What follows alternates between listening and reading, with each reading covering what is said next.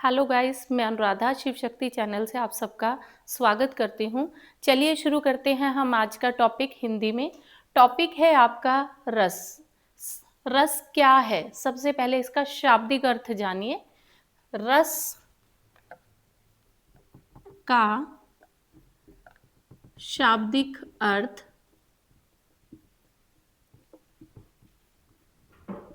आनंद। ठीक है, यानी रस शब्द का शाब्दिक अर्थ है आनंद। आनंद आना, इंटरेस्ट होना। मेरी बात सुनिए, ह्यूमन नेचर है, हमारा नेचर है, हमें जिस चीज़ में आनंद आता है, जो चीज़ अच्छी लगती है, हम वही खाना, वही देखना, वही पहनना पसंद करते हैं। ठीक है, आप मेरी वीडियो देख रहे हो तो आपको अगर अच्छी लग रही है तभी तो कंटिन्यू करोगे। तो वो क्या है? वो रस है। हम घर में एंटर करते हैं, हमें खुशबू आ रही होती है खाना बनने की, तो हम कहते हैं बड़ी अच्छी खुशबू आ रही है, क्या बनाया, जल्दी से लगा दो, भूख लग रही है। कहते हैं? नहीं कहते। क्यों? क्योंकि वो खुशबू, वो स्मेल आपको अपनी तरफ अट्रैक्ट कर रही है। जो चीज़ें हमें अच्छी लगती हैं वो हमें अपनी ओर अट्रैक्ट करती है, यानी खींचती है। वही क्या कहलाता है? वही रस कहलाता है। ठीक है, हम मूवी देखते हैं, मूवी देखते देखते अचानक हमें रस आना बंद हो जाता है, यानी अच्छी लगनी बंद हो जाती है, तो हम क्या करते हैं? मूवी चेंज कर लेते हैं। तो वो क्या है? नीरस। यानी रस का अपोजिट पूछें, नीरस। ठीक है, अब आप कहोगे कि बड़ी क्यों लगाई? नीही प्लस रस, ऐसे बने, विसर्ग संधि है।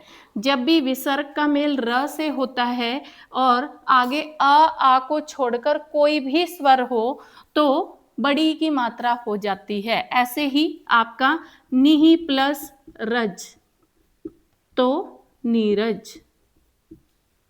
क्लियर है? तो ये साथ ही आपको ये भी पता चल गया कि नीरस शब्द में कौन सी संधि है? विसर्ग संधि है। संधि विच्छेद करते हैं, निही प्लस रस, नीरस। ठीक है, तो आगे चलते हुए मैं आपको बताना चाहती हूँ कि रस हमें, हम कोई नॉवल पढ़ रहे हैं, हम कोई नॉवल पढ़ रहे हैं, नॉवल में जब तक हमें आनंद आता है हम उसे कंटिन्यू रखते हैं, पर जब हमें आनंद आना बंद हो जाता है तो हम उसे बंद कर देते हैं। ठीक है, ऐसे ही हम न्यूज़ सुनते हैं, न्यूज़ कम से कम लोग सुनते हैं, या वो लोग सुनते हैं जिन्हें न्यूज़ सुनने की आदत है, हैबिट है, पर बच्चे कभी न्यूज़ में नहीं बैठते। क्यों? क्योंकि उन्हें आनंद नहीं आता। तो वही है, रस क्या है? आनंद है। तो रस शब्द का शाब्दिक अर्थ क्या है? आनंद। आगे आती है रस की परिभाषा। यहां से आपके क्वेश्चन भी बनेंगे परिभाषा से। रस को काव्य की आत्मा कहा जाता है।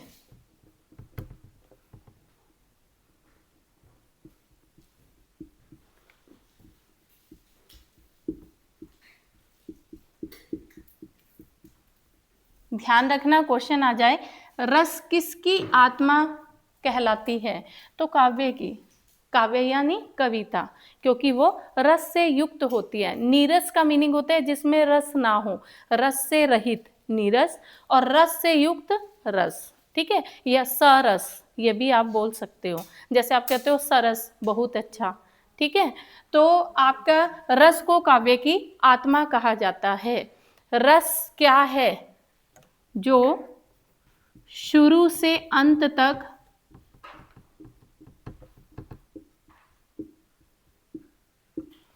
किसी काव्य में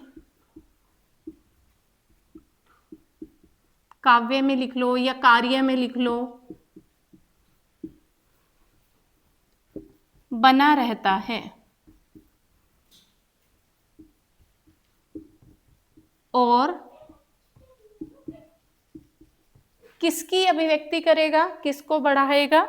रुचि को बढ़ाता है। यानी अगर रस होगा तो इंटरेस्ट अपने आप बनता चला जाएगा, तो रुचि को उत्पन्न करने में मदद करता है, इंटरेस्ट को बनाए रखने में हेल्प करता है। तो जो शुरू से अंत तक किसी कार्य या काव्य में बना रहता है वो रस कहलाता है, और ये रुचि को बढ़ाता है, यानी इंटरेस्ट को बढ़ाता है। आगे आता है, रस के कितने अंग हैं? रस के 4 अंग हैं। कौन कौन से हैं? स्थायी भाव, विभाव,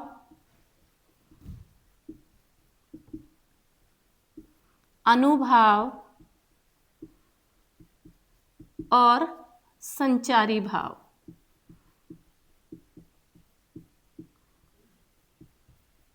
ठीक है, स्थायी भाव, विभाव, अनुभाव, संचारी भाव, ये रस के 4 अंग हैं। क्वेश्चन किसी भी तरह से आ सकता है। निम्न में से कौन सा रस का अंग नहीं है? इन चारों में से कोई अवेलेबल नहीं होगा तो वह नहीं में आएगा। निम्न में से कौन से रस के अंग हैं? तब देखना, अगर 3 दिए हैं तो चौथा दिया होगा उपरोक्त सभी।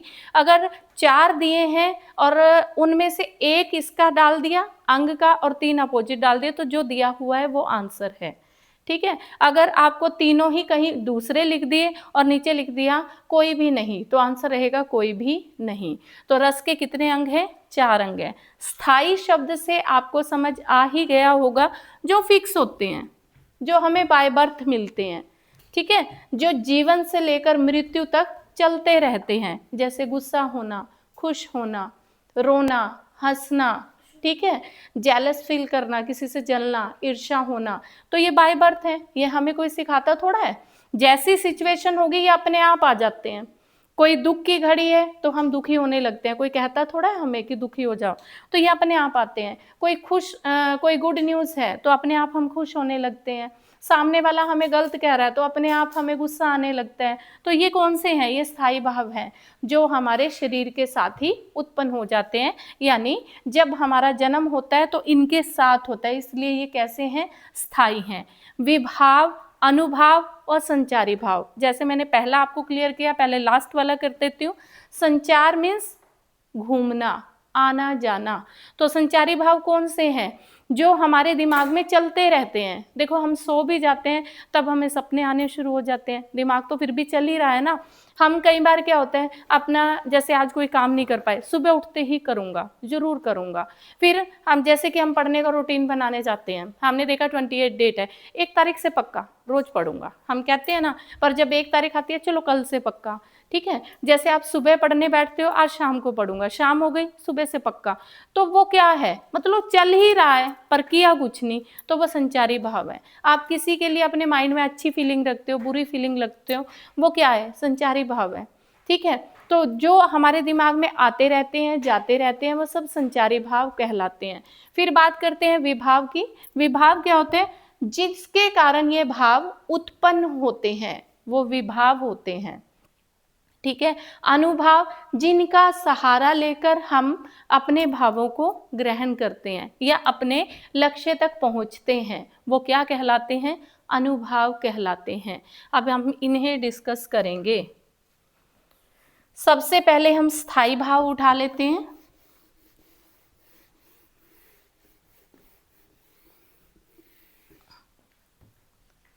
स्थायी भाव ऐसे लिखना है, ई नहीं लिखना। कई लोग क्या कर देते हैं, ऐसे लिख देते हैं स्थायी, ये वाला नहीं है। ठीक है, ये है स्थायी। स्थायी भाव ऐसे भाव जो जन्म से, जन्म के साथ लिख लो, जन्म के साथ उत्पन्न होते हैं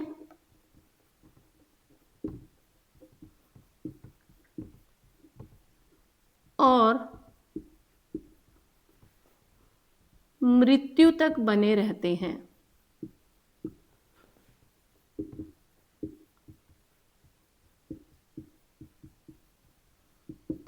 वो स्थायी भाव कहलाते हैं, यानी ये फिक्स हैं। इनकी संख्या मुख्य रूप से, इनकी संख्या मुख्य रूप से 9 मानी गई है।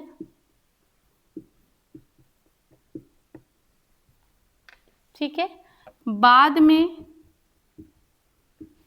2 रस और जोड़ दिए,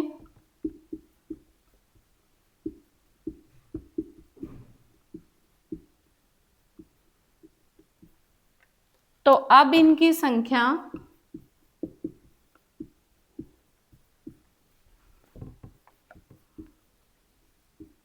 11 हो गई है। ठीक है, अगर आपसे पूछें शुरू में हमारे रस कितने थे, 9 थे, जिसके कारण 9 होने की वजह से क्या कहा जाता था, नवरस कहा जाता था। नवरस में कौन सा समास है, 9 रसों का समूह, यानी द्विगु समास है। अब इनकी संख्या 11 हो गई है। ठीक है, और आपसे पूछा जाए रसों के जनक कौन है, रसों की उत्पत्ति किसने की, वो भी नोट कर लीजिए। रसों के जनक भरत मुनि जी हैं।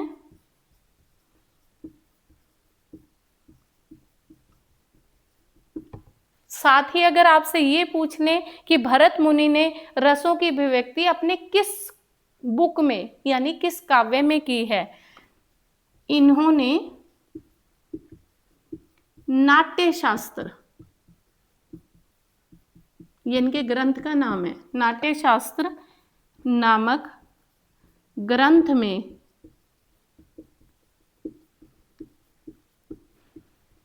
रसों की अवधारणा दी है।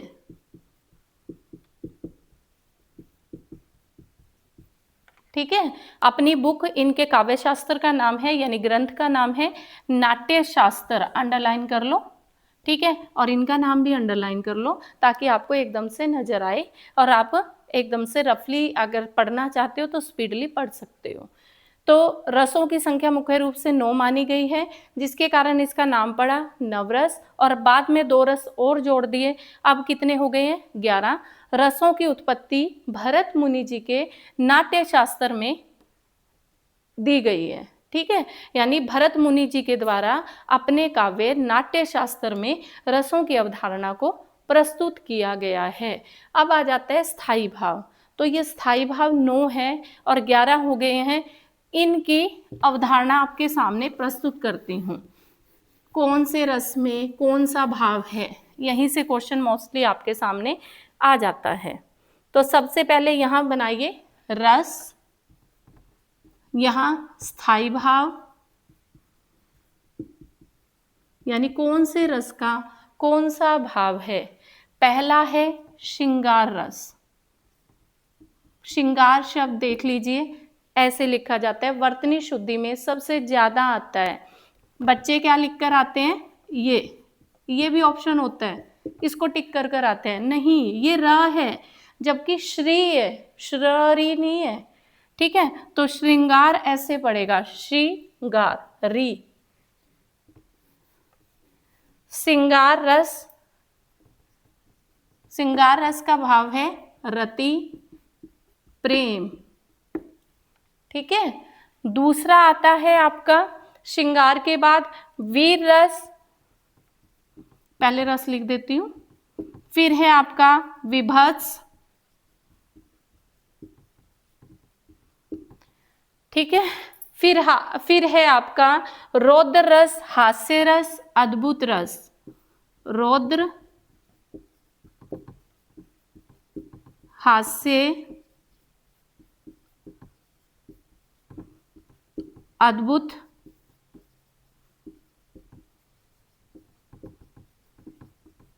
ठीक है, 7th में आपका आएगा अद्भुत रस के बाद भयानक रस, करुण रस, भयानक रस,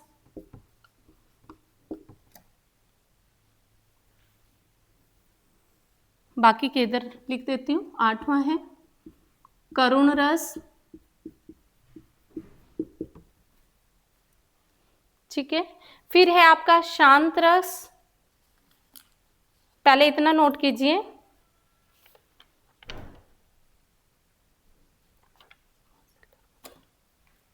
नोट कीजिए, 9वां है आपका शांत रस, और 10वां है आपका वात्सल्य रस, और 11वां है आपका भक्ति रस। इतना लिखिए पहले।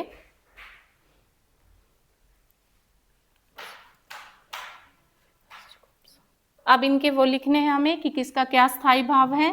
श्रृंगार रस का रति है, वीर रस का उत्साह है। अभी समझाऊंगी आपको, एक बार नोट कर लो। उत्साह। विभत्स रस यानी जुगुप्सा, घृणा, ईर्ष्या, कुछ भी लिख सकते हो आप, जो ऑप्शन में होगा उसको टिक कर देना। रौद्र रस, रौद्र रस भय यानी भयानक, ठीक है, डर। उसके बाद है हास्य रस, हंसना, हास भी लिख सकते हो, ज्यादा टिपिकल वर्ड है, हास, हंसना। अद्भुत रस, विस्मय या आश्चर्य। फिर है भयानक रस, भय, डर, ठीक है, और यहां पर आप क्रोध भी डाल सकते हो। उसके बाद है करुण रस। करुण रस का भाव क्या रहेगा?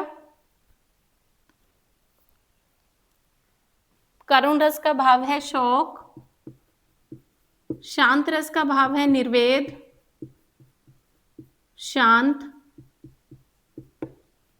सम। वात्सल्य, प्रेम, रति। भक्ति रस, समर्पण।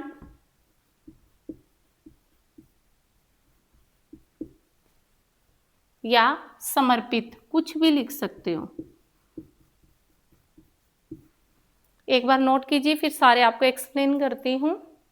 अब जैसे पहला है श्रृंगार रस, कोई चीज सुंदर लगती है, अट्रैक्टिव होती है, तभी तो हमें खींचती है, ठीक है। तो और जो चीज आपको अट्रैक्ट करेगी तो उसके प्रति आप क्या होंगे?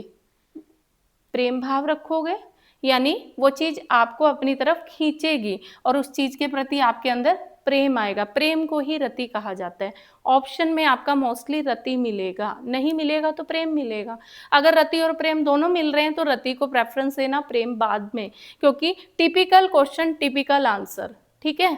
उसके बाद है वीर रस। वीर, जब आप कहीं वीरता हासिल करते हो, अब जैसे आप एग्जाम देने जाओगे, वहां पर आप अच्छे नंबर लेकर पास हो जाते हो, पेपर क्लियर हो जाता है, तो आपके अंदर क्या होगा? उत्साह, ठीक है।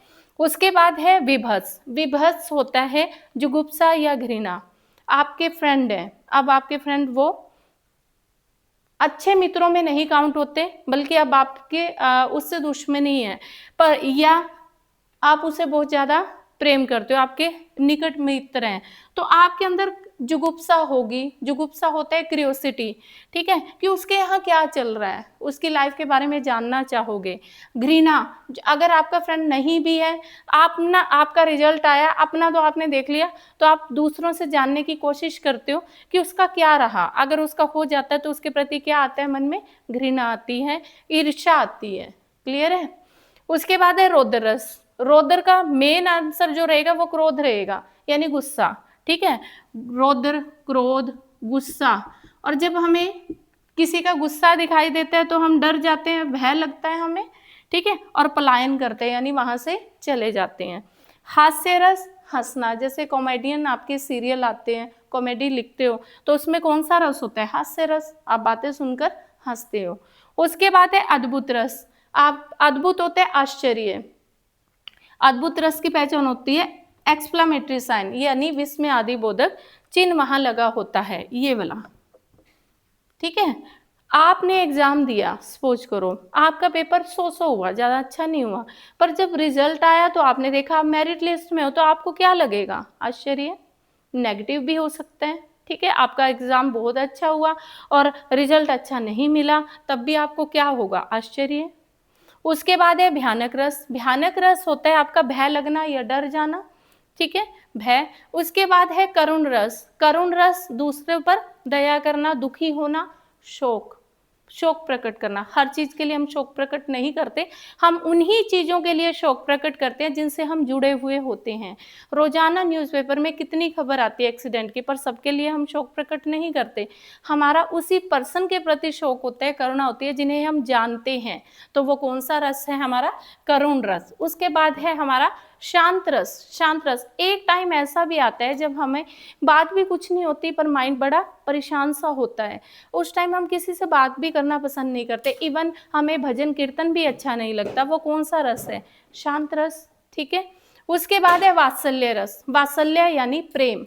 आप कहोगे प्रेम और रति तो यहाँ भी है, पर वात्सल्य होता है एक माँ का अपने बच्चों के प्रति प्रेम, जैसे यशोदा मैया का श्री कृष्ण के प्रति प्रेम। तो वहाँ कौन सा रस है?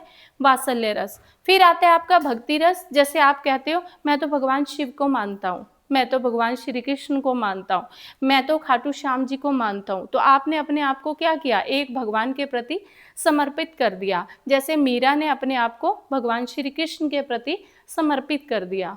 ठीक है। तुलसीदास ने अपने आप को श्री राम के प्रति समर्पित कर दिया। तो वो क्या है? भक्ति रस। यानी आप किसी एक भगवान को अपना आइडल मान लेते हो, आदर्श मान लेते हो, उनकी पूजा करते हो। कोई भी काम करना है तो मेरे तो प्रभु ही करेंगे, तो वो कौन सा रस है? भक्ति रस। तो ये आपके 11 के 11 कौन से हैं? स्थायी भाव हैं।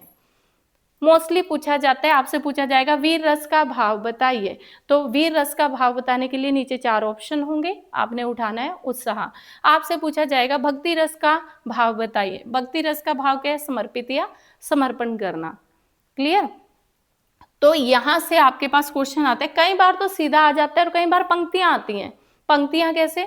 जैसे श्वानों को मिलता दूध, भूख से बच्चे अकुलाते हैं। अब श्वान यानी कुत्ते, कुत्तों को तो दूध मिल रहा है और भूख से बच्चे अकुला रहे हैं यानी व्याकुल हो रहे हैं।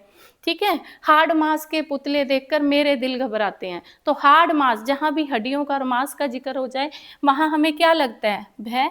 तो आंसर क्या रहेगा? भयानक रस। आपको पंक्तियों में से ही क्ल्यू मिल जाएगा और उन पंक्तियों को देखकर ही आप आंसर देख सकते हो। उसके बाद है हाय अभी तो रचे थे मेहंदी से हाथ, पता ना था मिलेगा ना पति का साथ। तो अब देखो वो क्या कर रही है? शोक कर रही है कि अभी अभी उसकी शादी हुई थी और उसके पति स्वर्ग सिधार गए। तो वहां कौन सा रस है? करुण रस। ठीक है।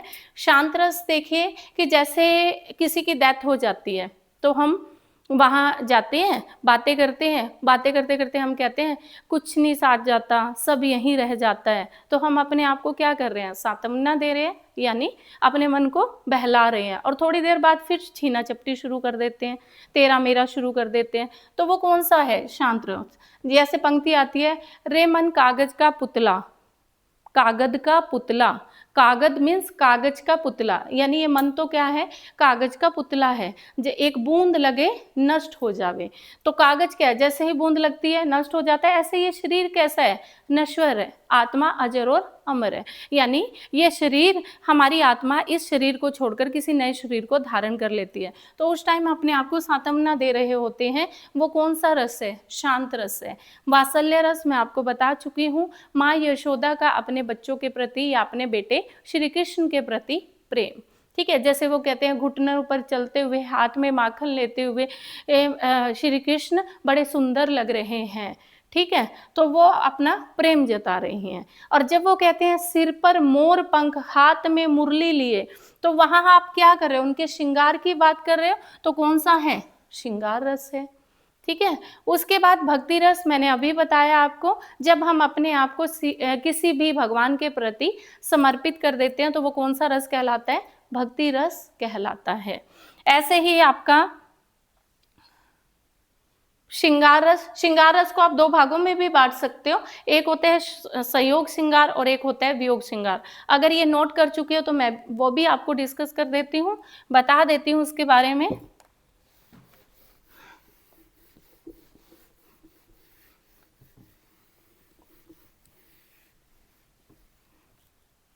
देखिए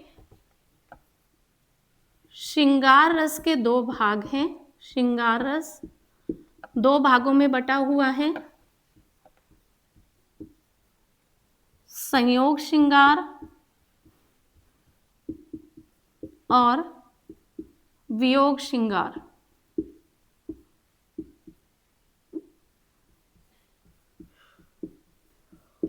देखो, संयोग यानी मिलना। जब प्रेमी प्रेमिका एक दूसरे के सामने होते हैं तो वो जिसकी बात करते हैं, जिस श्रृंगार की, कि तुम कितनी सुंदर लग रही हो या तुम कितने सुंदर लग रहे हो, तो वो क्या है? आपका संयोग श्रृंगार है।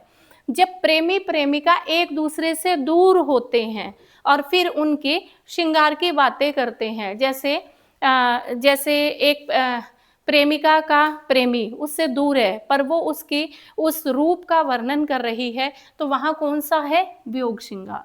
संयोग मीन्स मिलना, मिलन। वियोग मीन्स बिछुड़ना। जब प्रेमी प्रेमिका एक दूसरे के सामने होंगे तो संयोग श्रृंगार, एक दूसरे से दूर होंगे तो वियोग श्रृंगार। ये आपको पता होना चाहिए। तुम्हें देखकर मेरा मन बहुत अद्भुत आश्चर्य से भरा हुआ है, तो देख कर इट मीन्स सामने है, ठीक है। और तुम्हारे मुख पे ये छवि बड़ी सुंदर लग रही है, तो वो क्या है? संयोग श्रृंगार है, ठीक है। और जब भ्रमर गीत आपने पढ़ी होगी, भ्रमर गीत में क्या है? सखियां, सहेलियां श्री कृष्ण जी के पास भ्रमर भंवरे के माध्यम से, उद्धव जी के माध्यम से संदेश भेज रही हैं और अपने श्री कृष्ण का वर्णन कर रही हैं, तो श्री कृष्ण उनके पास नहीं है, तो वो कौन सा है? वियोग श्रृंगार है। तो संयोग मीन्स मिलना, वियोग मीन्स बिछुड़ना। तो आज मैंने रस का एक पार्ट आपके साथ डिस्कस किया, वो है स्थायी भाव, यानी एक अंग आपको बता दिया, मोस्ट इम्पॉर्टेंट, और यहाँ से आपके पास प्रश्न लगभग आता ही है, तो आप अच्छे से पढ़ना। जल्द ही मैं कल इसका पार्ट 2 लेकर आऊँगी। जो बचे हुए 3 अंग हैं उनको हम पार्ट 2 में डिस्कस करेंगे, ठीक है। आपको मेरी वीडियो कैसी लग रही है कमेंट करके बताया करो। साथ ही ये भी बताया करो कि आप अगला टॉपिक क्या चाहते हो, किस टॉपिक में आपको प्रॉब्लम है, ठीक है। इसी तरह मेरे कंटेंट को पाने के लिए मेरे साथ जुड़िए। मेरे चैनल का नाम है शिव शक्ति। लाइक कीजिए, सब्सक्राइब कीजिए, कमेंट कीजिए और शेयर कीजिए। धन्यवाद।